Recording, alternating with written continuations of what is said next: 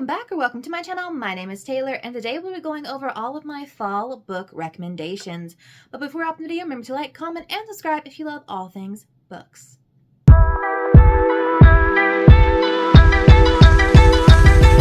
I think I have a nice collection of books here. I didn't end up reading a lot of books last fall, kind of got into a bad, I don't know if it was a reading slump, more of it was a life slump that lent itself to putting me in a reading slump situation.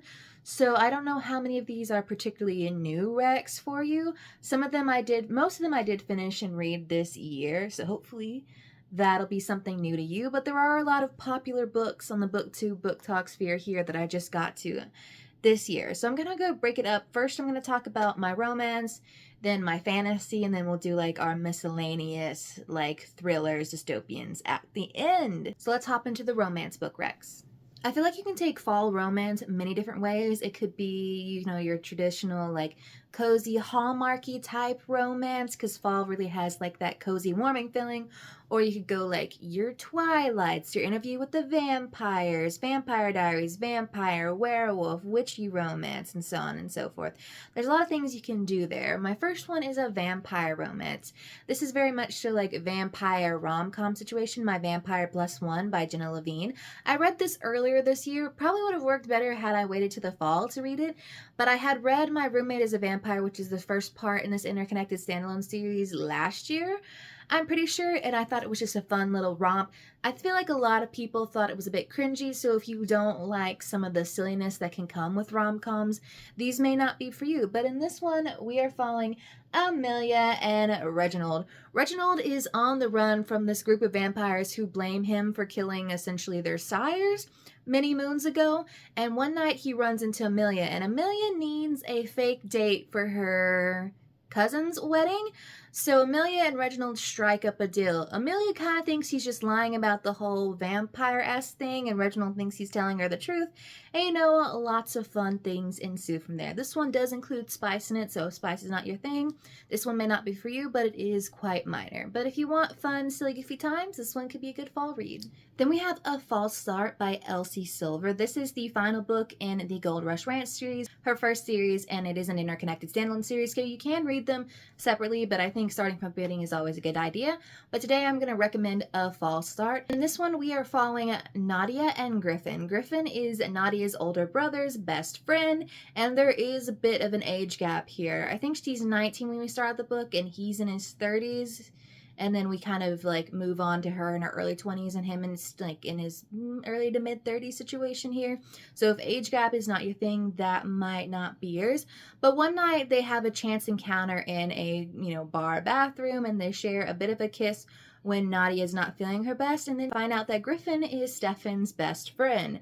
And Griffin kind of shuts everything down from there. So Nadia goes off on her own, goes to vet school, I believe, and then comes back, and they're basically having to fight this attraction to each other. We've got Broody, we've got Grumpy. I chose this for the fall because we definitely have camping in the mountains, like fall, like cozier winter weather, cooler vibes. I don't know why. This one just screamed fall to me. I also think it's maybe the dark purple that's giving it. But I'm sure you could read like the Gold Rush Ranch series at any time. In my head, Gold Rush Ranch is a little more fall, whereas Chestnut Springs is a little more summer, if you get my vibes. Next, we have Business Casual by B.K. Borison. I finally finished off the Lovelight Farms series earlier this year, and this was another 5-star read from that series. In this one, we are following Nova and Charlie. All of these books in this series are set in a particular season, and this one is particularly set in fall. Although I don't think any of the books, except for the first book, really heavily lean into their season, but there are discussions of fall festivals and Halloween in here if you're wanting kind of that small town cozy Gilmore Girls vibe.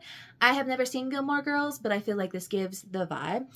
So Nova is a tattoo artist trying to break out on her own and open her own tattoo studio, and Charlie is the business savvy brother of the girl from the first book, and Charlie's been helping Nova with the business aspects of getting her new business off the ground. And Charlie's kind of been flirtatious. He's been flirting with Nova for a while, not expecting anything to come from there. Then one night Nova's like, well, do you want to come back to my place? And Charlie's like, hold up. What's the change of what's the change of pace? Why is this happening? And yeah, and then after a few chance encounters, they strike up sort of a friends with benefits relationship that turns to more. This one is by far the spiciest of all of the Love Light Farm series.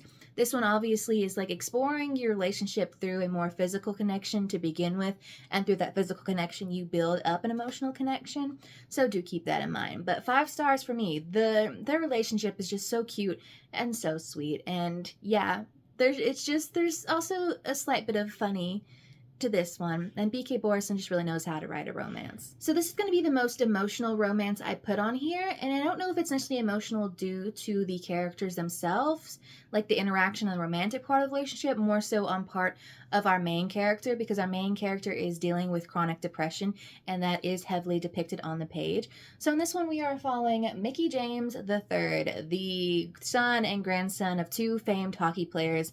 He is entering his freshman year of college, knowing that he's probably going to get drafted after his freshman year and not even have to finish it out, because he's just a #1 draft pick. But when he enters his freshman year, he is put on the same team as his high school rival, Jason Caulfield, and they are butting heads. And while Mickey is dealing with all these things of chronic depression, not knowing where his place is in the world, hiding the fact that he's bisexual, he and Jason are basically forced to try and get along so they aren't constantly fighting on the rink. And through the forcing them of getting along, Mickey starts to form a romantic relationship with Jason, as well as a lot more friendships with everyone around him. So yeah, there is a lot of heavy topics discussed in here, so do keep that in mind. But I figured ice hockey is a good fall staple read, fall and winter staple read. And this one has something a little more emotional to it. I feel like in the fall we dig a little deeper. So yeah, but do check your trigger warnings for this one. There's a little bit of on-page discussion of some spicy things, but I don't think it's really that much.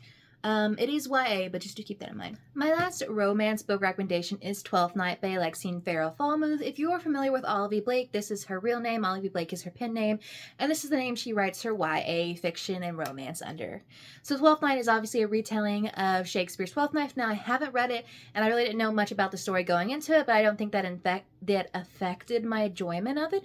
So in this one, you are following V and Jax. So V, or Viola Reyes, she is essentially the school outcast, the loner kid, enjoys D&D. She's the big female fangirl, and everyone calls her a bitch all the time. So she just kind of leans into acting like it, because she's the one who takes charge, the one who does everything, plans everything, and is wanting Jack, the school president, her president to her VP, to actually do something other than look pretty and ride the high of his famous parents' football fame. And then Jack Orsino, he is the big quarterback at school and is basically planning on going down an entire field of pro football, just like his father and brother before him. But one night, Jack is injured at a game and logs into the 12th Night game online and starts playing. Unbeknownst to him, he is becoming friends with V, or Cesario, V's male alter ego online, because V is afraid if she comes out as a woman in a male-dominated space, she's going to get a lot of hate and a lot of unnecessary attention that she doesn't want. And while they're striking up a friendship online, they're striking up a friendship and a romance in person. And yeah, I gave this one 5 stars. Wasn't expecting it to be 5-star, but I thought it was a real good read. And this is YA, there's no spice. So yeah, I just feel like the school setting, the Shakespeare, the Dungeons & Dragons vibe, really lends itself to the fall atmosphere. Moving on to our fantasies. So fall and fantasy are kind of synonymous, so I feel like I could pull out most fantasies and give them for fall recs. That's why I did a lot of romance, just in case you're not necessarily a fantasy person. First up, The Poppy War. Everyone and their mother has read this and recommended it, but I have read it for the first time this year. Now, I've only read the first book, so don't ask me my thoughts on the entire series, but this book was so well crafted and everything, it had to be a 5 stars. So The Poppy War by R.F. Kuang can be a little bit hard to describe because there's a lot of nuance and intrigue discussed in this one, and do check your trigger warnings for this one because this series is heavy. It is sort of based on historical events. I think it's based on the Opium Wars. So, with war comes a lot of things with it. But in this one, you are following Rin. Rin is a war orphan trying to get herself out of her sticky situation of being married off to an older man. So she tests into the highest or most regarded war academy, military academy in all of Nikar, and that is at Snegard. And when she arrives, she's essentially the outcast because no one can believe that this war orphan from a different country who looks different, talks different, could have tested in. And while she is there, she gets acquainted with the lore master. I can't remember his name. Frankly, I can't remember a lot of names in most stories. But while she is there, she starts to discover things about herself and how she relates to the lore and the mystical and everything in between. And that's pretty much all I'm going to tell you. Obviously, this is the Poppy Wars, so war will eventually break out in the story and lots of things ensue. And yeah, I feel like I should leave it there. I feel like if you're wanting like a more thorough high fantasy situation this fall, this one could be for you. Then I have a graphic novel for you. Now, I guess this could have slotted into the romance section. However, I feel like the romance in this doesn't take place till like the very end. It mostly focuses on the Squad itself. So Squad by Maggie Takuta Hall and illustrated by Lisa Sterrell follows Becca, who is starting at a new school, and when she arrives there, she is brought into the It Squad, the mean girls in town.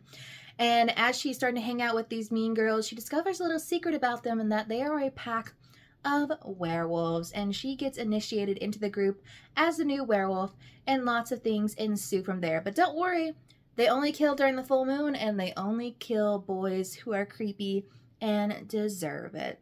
And yeah, that ensues from there. There's a little bit of a sapphic romance that does take place in here. I've never seen Teen Wolf, but I have seen Mean Girls, so I imagine this is very much so Mean Girls meets Teen Wolf craft situation, just with werewolves and so on and so forth.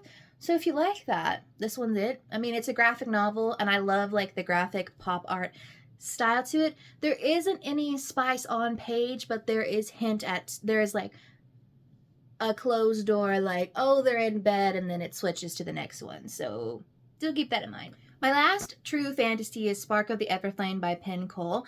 So I know this one has been blowing up the past year or so. I've only read the first book, and to me the first book wasn't necessarily my favorite. I still enjoyed it, but everyone has been speaking like amazing things about the second and third book in this series, so I'm excited to continue it. And I feel like for a newer fantasy to my collection, I have to talk about Spark of the Everflame because it is very well written. I feel like a lot of fantasy readers will like this one. In this one, you are following D.M. Bellator. She lives in a land divided between descended and humans. Descended are these magical beings who possess powers related to their like magical ancestors and the land that they live on. She lives in a land of like light and shadow, so all of these descended possess powers over light and shadow, and particularly the king's nephew, the like predicted next heir, because the king's in poor health, possesses great power over shadows. And the descendants themselves are known to have very light-colored hair, very colorful eyes, and so on and so forth, whereas humans are known to have dark-colored hair, dark-colored eyes, and that's how they distinguish them. And humans are treated poorly, they live in squalor, and so on and so forth. Diem is a healer like her mother, but when her mother disappears, she is asked to come on as the new healer for the palace, for the king himself. And while she's there, she starts to discover a lot of secrets about herself and about the world around her. But this first book is a bit frustrating to me because just like DM, you're in the dark about who she is and the things around her, and it does get a little frustrating. But we're also setting up for a romance here between her and like the king's nephew, but she's also already in a relationship with her childhood friend Henry here. So you see her torn between two worlds because she doesn't quite know what's going on with her physically and everything. And yeah, and everyone around her can perceive that something's not quite right, but herself. And then the book ends and you're left wondering, I'm like, I saw the ending coming. I'm not gonna lie, I saw the ending coming. But I will say it's a good ending. It will definitely lead into a great next book. And I'm hoping the romance really takes up in the next book. Lastly, from a miscellaneous, first up, Shatter Me, dystopian sci-fi. Obviously, Shatter Me has been around for a while. I am probably one of the last people to be out here reading it. I haven't finished the series, but I feel like for the fall, Dystopian is prime because fall is prime election season over here in America, and I feel like dystopians are very apt for what is going on right now. So if you don't know this or you haven't heard anything about it, are you living under a rock? We are following Juliet. Her touch is deadly, and she spent the last year and a half or so in prison away from the rest of the world. But she is recruited by Warner, or the reestablishment, the dystopian ruling authoritarian government in charge of the New World, basically to be their new torture device and weapon. And Juliet does not want this to happen. And while Warner is infatuated with her, Juliet's just infatuated with the idea of breaking free. So whenever she finds her opportunity, she will take every chance she gets. And you know what? I think the first book is like solid young adult, like dystopian. It's very easy. I won't say everything is too complex to it, but as it gets on, like the story progresses more. I don't think you quite see the vision with Aaron Warner in book 1, but as you read the novella after it, following Aaron's point of view, and the next book after this, which is Unravel Me, you start to see the vision. So I think this one's a very good one, especially if you're looking for like quick, fast reads. Lastly, for a mystery thriller option for the fall season, because obviously mystery thrillers are very popular during the fall and spooky season, we have The Killing Code by Ellie Marney. Now, I know I've recommended in one of my fall recommendation videos, None Shall Sleep by Ellie Marney. This one is another YA historical thriller. This one is set in 1943, so about 40 years before None Shall Sleep and Some Shall Break. I don't know if they're interconnected or what. I didn't peek any, but I mean, maybe I just wasn't looking for any hints. So in this one, you are following female codebreakers during World War II. So you're following Kit Sutherland, who has assumed the identity of her former employer, who after she passed away, she said, "Kit, get out in the world, take my identity, like my identification documents and my clothes, and go make a life for yourself." So she is recruited by the codebreakers during World War II, and while she is working at the codebreaking unit, a series of murders takes place over a bunch of government girls, and the police aren't seeming to put the dots together. Kit and her friends Moya, Dottie, and Violet decide to do a little investigation of themselves. And while this investigation is ongoing, Kit and Moya are trying to fight their feelings for each other. So a little sapphic romance takes place. Now, if you like None Shall Sleep, but you didn't necessarily love the graphic and goriness of those two novels, this one is much less pared back. There is some graphic detail discussed, but the goriness and stuff isn't quite there. So this one might be a good one if you're wanting to learn more about this particular time period, because she really does a good job of illustrating the female codebreaker life going on, as well as integrating real life people into her story. And if you're wanting something a little less gory, but still mysterious and keeping you going. Did I guess? I did guess the killer. But it did have me running in circles, thinking I was wrong until the end. So, and those are all of my fall book recommendations. Let me know what you're planning on reading this fall, if you have a particular vibe for your spooky season's fall cozy reads, and I will see y'all in the next one.